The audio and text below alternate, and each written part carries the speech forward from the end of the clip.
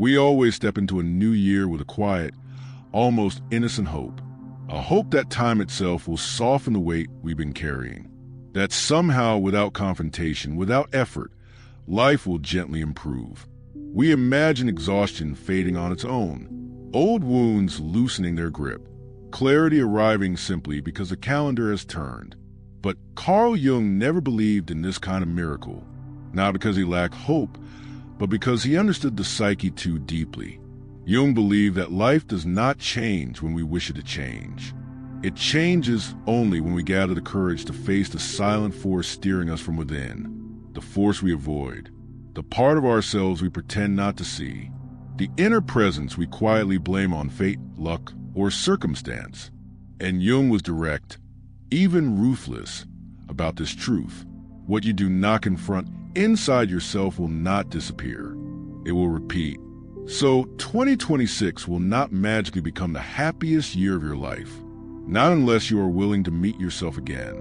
Not the curated version. Not the socially acceptable one, but the buried one.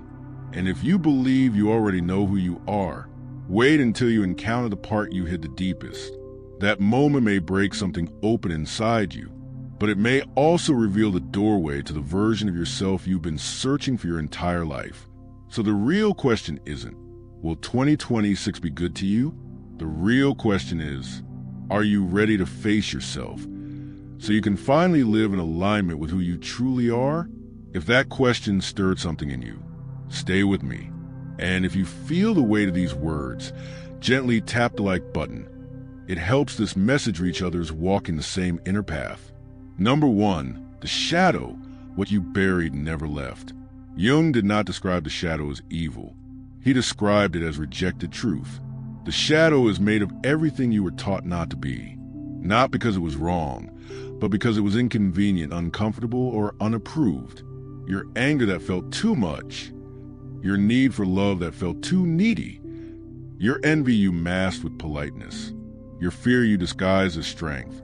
Every trait that threatened the image you learned to survive with was quietly pushed into the unconscious.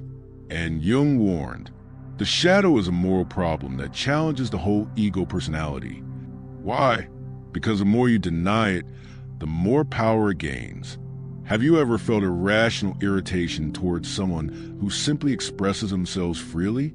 Someone who says what they think, while you swallow your truth. That discomfort isn't about them. It's about the part of you that was silenced. The shadow is not your enemy. It is the part of you that waited too long to be acknowledged. And the paradox is this: what you fear in yourself is often what you secretly admire in others. Jung said the shadow is a foundation upon which the mature personality must stand. Without it, you build your identity on fragile ground, maintaining appearances while suppressing life force. The unconscious does not forget what you repress. It waits, and when pressure builds, it erupts through overreactions, sudden anger, self-sabotage, or emotional collapse. If something here feels familiar, leave a small mark in the comments. It's not for me. It's a signal to yourself that awareness has begun. Number 2, how the shadow controls your life without you knowing. When the shadow remains unconscious, it expresses itself indirectly. The clearest sign is repetition. You enter the same type of relationship, experience the same emotional wounds, react the same way, again and again, not because you are unlucky, but because the unconscious is trying to teach what the conscious mind avoids. Another sign is overreaction. You explode over something small, feel deeply offended by mild criticism, experience disproportionate emotional responses. The trigger isn't the present moment. It's the buried wound underneath. Jung called this a rebellion of the unconscious. You want change, but something pulls you back. You crave closeness, but push people away. You seek growth, but sabotage opportunity. Why? Because familiar pain feels safer than unfamiliar freedom.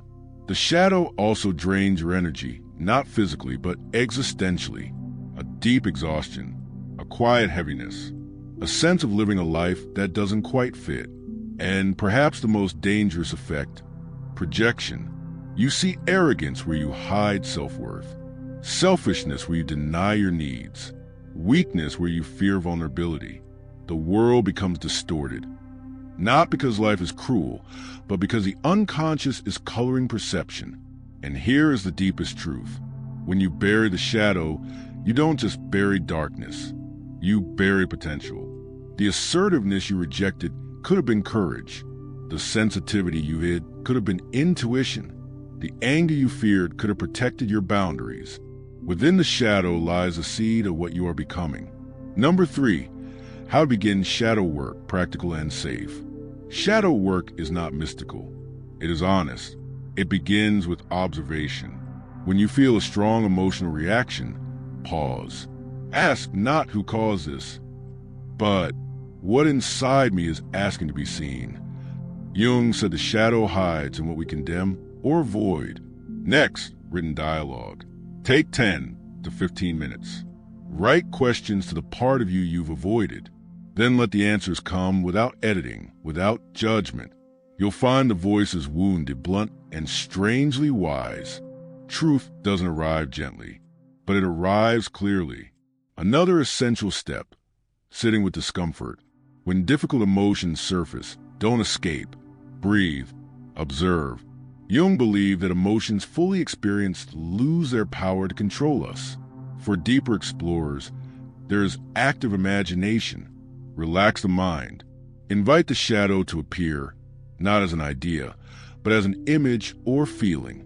Ask, who are you? What do you need from me? Do not analyze. Let meaning emerge. The unconscious speaks in symbols, not logic. And finally, create stillness. The shadow doesn't speak in noise. It speaks when you stop running. If this resonates, consider subscribing. This channel exists for those willing to do this inner work. Slowly, honestly, together. Number 4, the persona, the mask you forgot to remove. We don't only repress darkness. We also repress authenticity. Jung called the persona the face we present to the world. It's not evil. It's necessary. But danger begins when you forget it's a mask. From childhood, you learn which parts earned approval, which parts were rewarded, which parts were rejected. Over time, survival became identity. You smiled when you wanted to cry, stayed strong when you needed rest, said yes when your body said no. The persona works until it collapses. And the stronger the mask, the deeper the exhaustion behind it. Jung warned that identification with persona leads to emptiness because the soul is starved while the image is fed. The question Jung asked was simple and terrifying. Who are you when no one is watching? If that question unsettles you, the persona has grown too large. Discomfort is not failure. It's the beginning of return. Number 5, signs you've been living as a role, not a self. You feel emotionally disconnected, even while functioning perfectly. You're tired without knowing why. You don't know what you want anymore. You feel lonely, even surrounded by people, not because no one sees you, but because you are hidden. You take on more than you can bear. Maintain an image even you can't live up to. And slowly, quietly, you disappear from your own life. If any of these feel true, pause, breathe. You're not broken. You're waking up. Number 6, practical steps for living authentically in 2026. Start small. Speak truth gently, but honestly. I'm not okay today. I need time. I'm not ready for that. Observe emotions before reacting. Ask what's real, not what's expected. Set boundaries, not to push others away, but to protect the self. Find spaces where you don't perform. Journal. Create privately. Rest without justification. Reconnect with joy that isn't productive. Make this commitment. In 2026, my soul gets a voice. Not loudly, but truthfully. Number 7, listening to the unconscious. The unconscious speaks through symbols, through intuition, through meaningful coincidence. Jung called the synchronicity. Not magic, alignment. When inner truth meets outer timing. Pay attention to repeated symbols, unexpected encounters, unexplainable knowing. Record them. Trust intuition in small ways. Reason and intuition are not enemies. Together, they form wholeness. If you're still here, something inside you is already shifting. And if this journey feels less lonely now, let me know by leaving a comment. We walk this path together. Number 8, individuation, becoming whole. Individuation is not perfection. It is integration, holding light and shadow, strength and tenderness, fear and courage. You may lose old roles, old identities, old relationships, not because anything failed, but because you've grown.